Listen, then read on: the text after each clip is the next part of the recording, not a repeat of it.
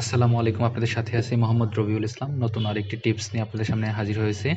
আজকে আমরা দেখব আসলে আমরা কিভাবে আমাদের ল্যাপটপ বা কম্পিউটারের হটস্পট ইউজ করতে পারি।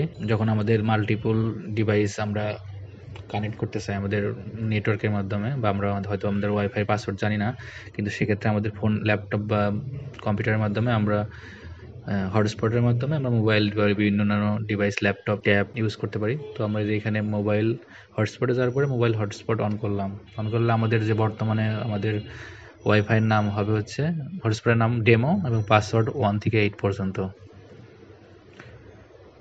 এবং ডিভাইস আপ টু 8। তো আমরা এখানে নাম চেঞ্জ করবো। আমরা কীভাবে নতুন নাম চেঞ্জ করতে পারি, আমি এখানে ইউটিউব দিলাম নাম, দেন আমাদের ইচ্ছা মতো যে কোনো পাসওয়ার্ড দিতে পারি আমরা, অ্যাটলিস্ট 8 ক্যারেক্টার। তো ABCD 1 to 4, দেন সেভ দিলাম। তো বর্তমানে আমাদের যে নতুন যে আমাদের ওয়াইফাই মোবাইল হটস্পটটা হবে সেটা হচ্ছে ইউটিউব নাম হবে, এবং আমরা যদি অ্যাক্সেস করতে চাই আমাদের পাসওয়ার্ড হবে ABCD 1 2 3 4।